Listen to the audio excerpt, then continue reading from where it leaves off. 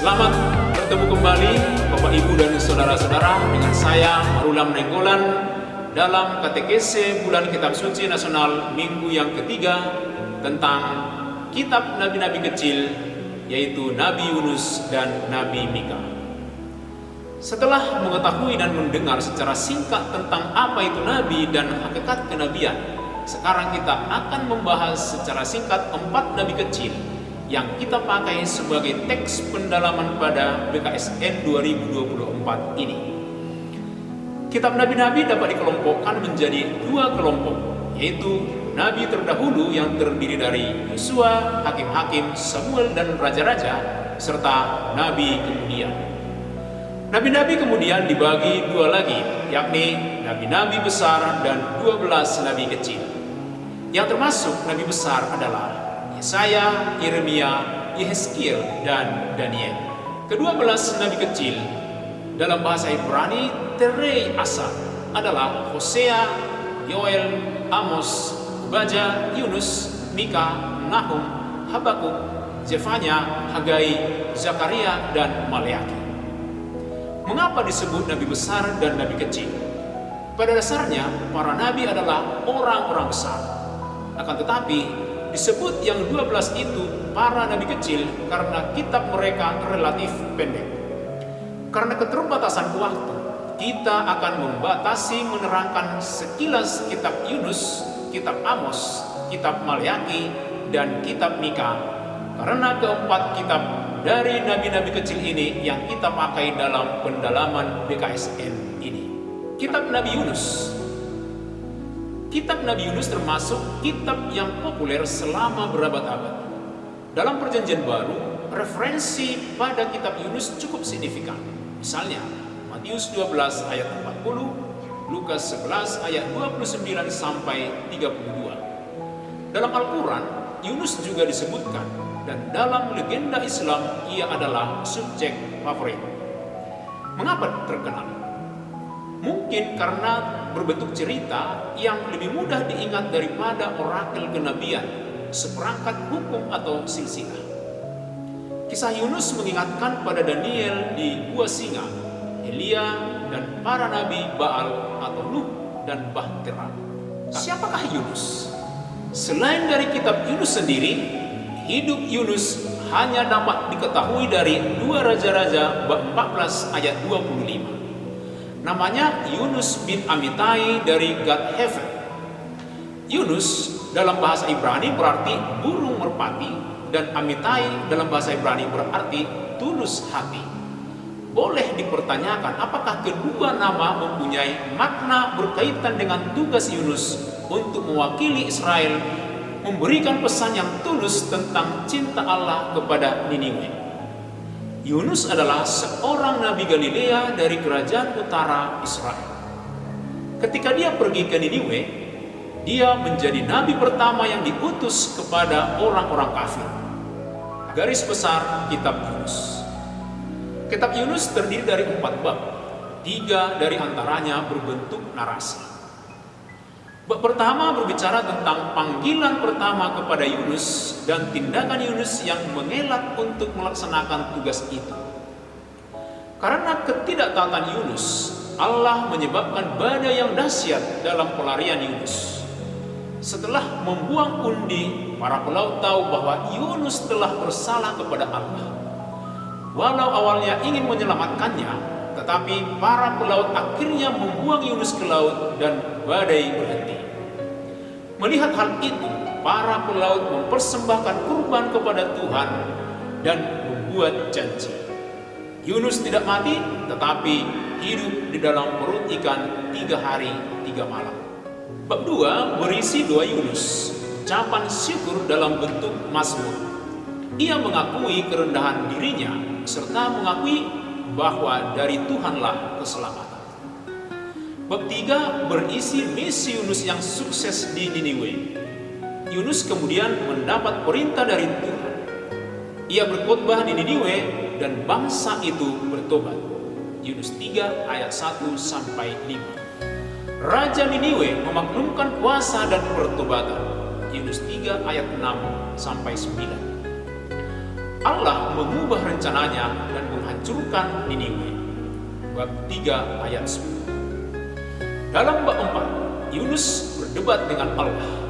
Yunus marah ketika Allah mengampuni orang Niniwe dan tidak jadi menghukum mereka. Karena itu, Yunus ingin agar Allah mencabut nyawanya. Yunus 4 ayat 1 sampai 5. Lewat perbandingan dengan pohon jarak, Tuhan membuktikan bahwa orang-orang Niniwe patut mendapat belas kasih Allah, sebagaimana Yunus juga mengasihi pohon jarak. Yunus 4 ayat 6 sampai 11. Penggambaran kitab Yunus tentang Allah. Dalam bab 1, Yahweh digambarkan sebagai pencipta yang maha kuasa, yang darinya tidak seorang pun dapat melarikan diri, dan kepadanya satu-satunya sikap yang benar adalah ibadah yang khusyuk. Dalam bab 2, Yunus mengakui bahwa di dunia di mana baik kesusahan dan keselamatan datang hanya dari Allah, ujian terhadap Yahweh adalah satu-satunya jalan keluar, walau tanpa jaminan keselamatan pada masa-masa sulit. Yunus 3 menekankan bahwa sikap Allah mengenai tindakan berdosa dan pembalasannya bekerja sesuai dengan alasan yang tidak dapat ditembus oleh pemahaman manusia. Sementara bab 4 berfungsi untuk mengajar Yunus dan pembaca tentang Tuhan yang tidak hanya bebas untuk mencintai siapa yang dia mau, Yahudi atau bukan Yahudi, tetapi juga bebas untuk mengubah pemikirannya sebelumnya. Pesan utama Yunus adalah Allah murah hati dan berbelas kasih, lambat marah dan penuh cinta.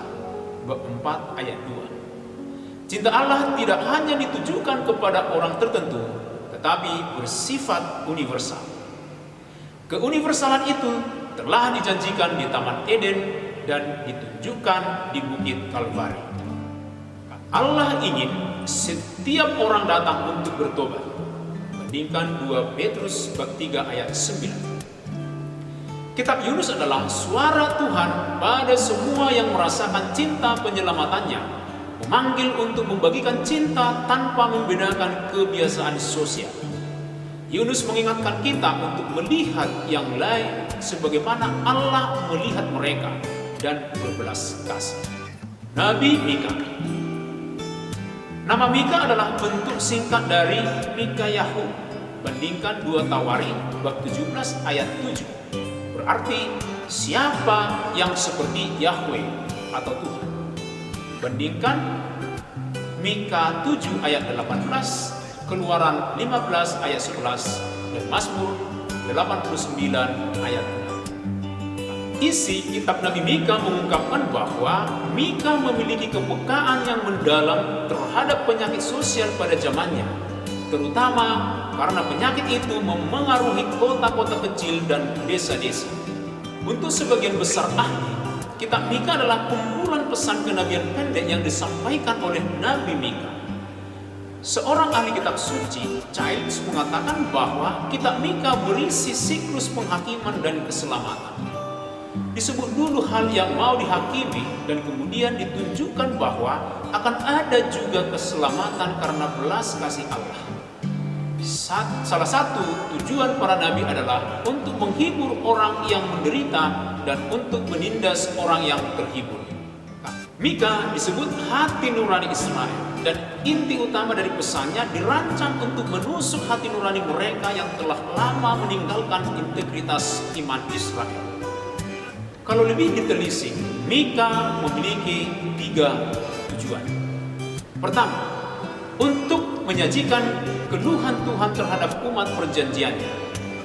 Mika 1 ayat 2-7, bab 2 ayat 6-11, bab 3 ayat 1-4, ayat 9-12, dan bab 6 ayat 1-16. Yang kedua, untuk mewartakan hukuman tertentu dari Tuhan atas banyak dosa mereka.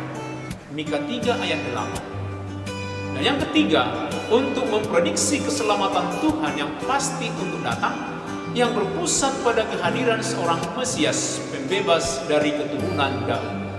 Mika 5 ayat 2. Hukuman dan penampakan Tuhan. Mika 1 ayat 1 sampai 16. Nubuat Mika dibuka dengan penampakan Tuhan yang dipicu oleh kejahatan Israel dan Yehuda. Konsekuensinya adalah hukuman yang segera terhadap Samaria dan malapetaka yang mendekat akan Yerusalem. Akhir dunia mereka akan menjadi langkah penting bagi kelahiran dunia baru untuk awal yang benar-benar baru. Justifikasi hukuman. Mika 2 ayat 1 sampai 3 dan ayat 12. Hukuman yang diumumkan sangat layak karena Mika melihat bahwa semua orang yang memegang kekuasaan diserang penyakit yang sama dan bahwa ada penyebab umum dalam semua kejahatan sosial yang menimpa wilayah tersebut. Semua pemimpin telah jatuh ke dalam bentuk halus penyembahan berhala. Dewa sebenarnya dalam masyarakat adalah uang dan orang miskin adalah korban utama. Semua orang yang memiliki kekuasaan, baik politik, hukum, ekonomi, atau agama, menggunakan uang untuk kejahatan dan untuk keuntungan mereka sendiri. Para penguasa, orang kaya, para imam, dan nabi palsu semuanya bersalah dan bertanggung jawab atas krisis agama yang menghancurkan masyarakat itu. Firman Allah diabaikan dan suara para nabi sejati ditentang serta dibungkam. Mika ingin didengar, bahkan jika pendengarnya harus dipaksa untuk mendengarkan. Restorasi dari keselamatan. Mika 4 ayat 1 sampai 5 dan ayat 15. Hukuman mati yang baru saja diucapkan diikuti oleh harapan restorasi dan belas kasih ilahi. Restorasi itu akan datang setelah periode panjang pemurnian melalui penderitaan dan kekalahan. Kota yang sekarang menindas orang miskin suatu hari akan menjadi pembebas bangsa-bangsa.